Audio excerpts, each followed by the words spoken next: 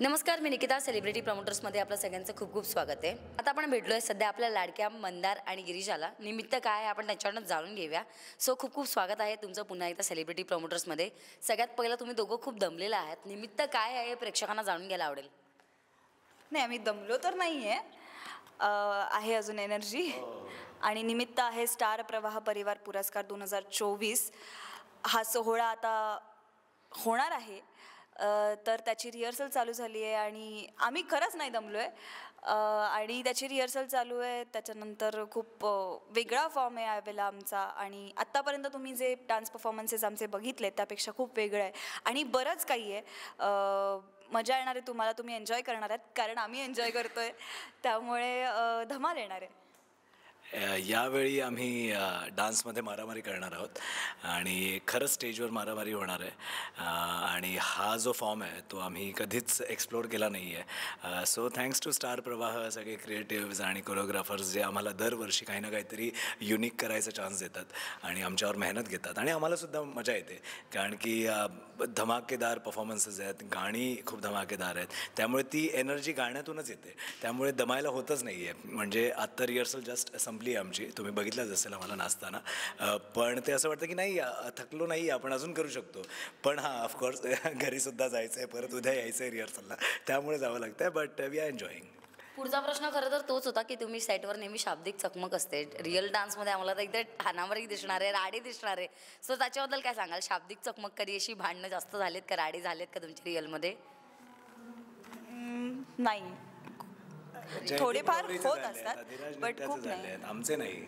मंदार आणि गिरिजाचे असं काही झालेत का? नाही ना. आम्ही सीनमध्येच एवढे करतो की रिअल लाईफमध्ये करायची गरजच नाही लागत.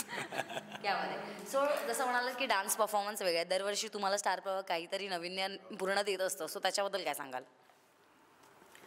जसं आम्ही मगाशीच सांगितलं की आत्तापर्यंत तुम्ही आम्हाला ज्या डान्स फॉर्ममध्ये बघितलं आहेत, रोमॅन्टिक असेल किंवा शंकर पार्वती असेल, तर आत्ता तसं काहीच नाही आहे. खूप वेगळं आहे. जे मी थोडंफार आधी केलं आहे हा डान्स फॉर्म, पण त्याला खूप वेळ गेला आहे मध्ये, त्यामुळे तेवढा टच नाही आहे.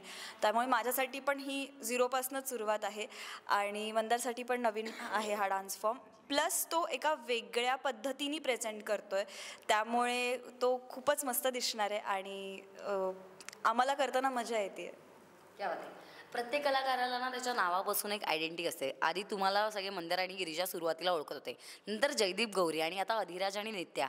सो हे वेगवेगळे नावं तुम्हाला लोक रेकग्नाईज करतात. सो ते एक रेकग्नायझेशन मिळतं तुम्हाला ऑडियन्सकडनं, तर ते कसं वाटतं?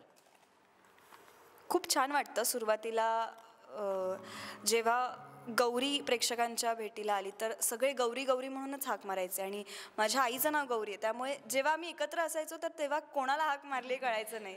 तर ती आमची थोडी गंमत व्हायची. आणि नंतर जेव्हा आता नित्या प्रेक्षकांच्या भेटीला येते तर आमच्या सेटवरती तर सुरुवातीला नित्या पटकन बोलता येत नव्हतं आणि गौरी बोलू शकत नव्हते, कारण जोपर्यंत ते नाही बोलणार तोपर्यंत आपल्याला पण येणार नाही ते कॅरेक्टर. त्यामुळे मग त्यांनी डायरेक्ट गिरिजाच बोलायला सुरुवात केलेली, जे सुरुवातीला गौरी म्हणूनच हाक मारायचे.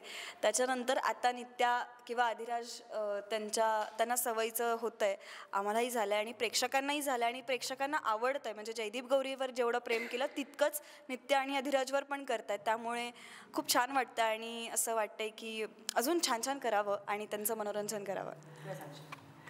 मला आनंद या गोष्टीचा आहे की एकाच मालिकेत मला 2 वेगवेगळे कॅरेक्टर्स प्ले करायचा चान्स मिळाला आहे. सो आधी जेव्हा जयदीप म्हणून मी प्रेक्षकांसमोर आलो तेव्हा प्रेक्षकांनी खूप प्रेम दिलं, त्यांना आवडलं ते कॅरेक्टर आणि त्याचं स्क्रीनवर वावरणं, तो ज्या पद्धतीने जयदीप स्वतःला प्रेझेंट करायचा, या सगळ्या गोष्टी प्रेक्षकांना भावल्या. सो त्यामुळे प्रेक्षकांना तो खूप आवडला. आणि आता जेव्हा 25 वर्षाचा लीप आला त्यानंतर माझ्यासाठी एक चॅलेंज होतं अधिराज म्हणून की वेगळ्या भाषेत बोलायचं आहे. 3 वर्ष मी फक्त जे माझे को ॲक्टर्स आहेत ते कोल्हापुरी बोलायचे आणि मी ऐकायचो.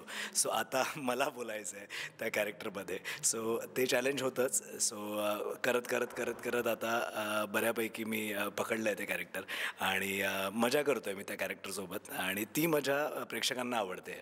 So I am very happy की आधी जयदीप म्हणून ओळखायचं आहे आणि प्रेक्षकांच्या अशा कमेंट्स आहेत किंवा असा फीडबॅक आहे की जयदीपपेक्षा आता अधिराज आम्हाला जास्त आवडतो आहे. So I am very happy about it की आपली जी मेहनत आहे ती प्रेक्षकांपर्यंत पोहोचते आणि त्यांना आवडतं आहे. डान्स म्हटलं की लहानपणीचा प्रत्येकाचा एखादा काही ना काही किस्सा असतो, काही ना काही आठवण असते, असं गंमतशीर असेल. तुझ्यापासून सुरुवात करूया. असं काही तू तर लहानपणापासून अर्थात डान्स करते, सो असं काही किस्सा आहे का जो प्रेक्षकांबरोबर तुला वेगळा असा किस्सा शेअर करावा असं वाटेल? लहानपणापासूनच म्हणजे शाळेत असल्यापासून एक 4थी-5वीपासूनच म्हणजे तसं कळायला लागलं. बाकी तो त्याच्या आधी पण ठीक आहे, जातोय करतोय असं वालं होतं, पण कळायला लागलं 4थी-5वीपासून इंटरेस्ट वाटायला लागला. आणि तेव्हा असं होतं की जे आपले लेक्चर्स असायचे त्याच दरम्यान रिहर्सल असायची, म्हणजे शाळा संपायच्या आतच रिहर्सल असायची आणि संपायचे. तर जसं जसं इंटरेस्ट वाढायला लागला, कळायला लागलं डान्सबद्दल, तर ती एक एक्साइटमेंट असायची की कधी येणार बोलवायला. म्हणजे लेक्चर्स पण बंक करता येतात आणि आम्ही टाईमपास नाही करत आहे ना, आम्ही रिहर्सलसाठीच जातो आहे, शाळेतच आहे.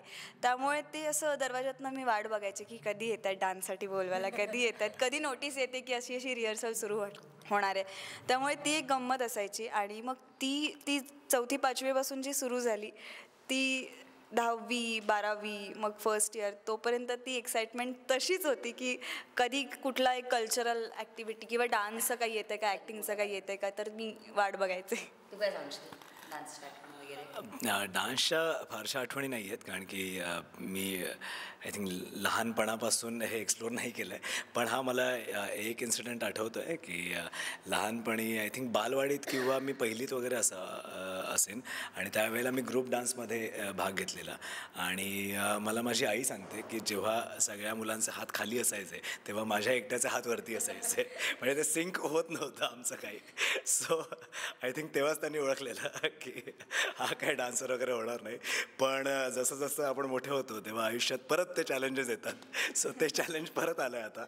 पण आय एम व्हेरी हॅपी. मी मेहनत घेतो आहे माझ्या डान्सवर, आणि कोरिओग्राफर्स माझ्यावर मेहनत घेत आहेत, आणि बऱ्यापैकी आता मी नाचतो असं मला वाटतं. हो, थोडी जास्त मेहनत माझ्यावर घ्यावी लागते, आणि जो डान्स 2 तासात होतो तो त्यासाठी 5-6 तास लागतात. पण ठीक आहे, एंड रिझल्ट चांगला आहे. हातवर नाही करत आहे. क्या बात आहे, वा वा वा वा. क्या बात आहे. चालेल, जाता जाता प्रेक्षकांना काय सांगाल? रिहर्सल्स तर सुरू आहेत, तुम्हाला दिसत आहेत कसे डान्स फॉर्म आहेत, कसा परफॉर्मन्स होणार आहे. आम्ही अजून चांगलं करायचा प्रयत्न करू, 100% देऊ, 200% देऊ. तुम्ही बघा आणि त्याचा आनंद घ्या आणि पहा स्टार प्रवाह परिवार पुरस्कार 2024. त्याचबरोबर जशी आत्तापर्यंत तुम्ही सुख म्हणजे नक्की काय असतं, सीझन 1ला जेवढं प्रेम दिलं तेवढंच सीझन 2लाही द्या, देताच आहात, अजून द्या. आणि तुमच्या प्रेमाची आणि आशीर्वादाची आम्हाला खूप गरज आहे. That's all. खूप खूप धन्यवाद आणि दोघांनाही खूप खूप शुभेच्छा. थँक्यू.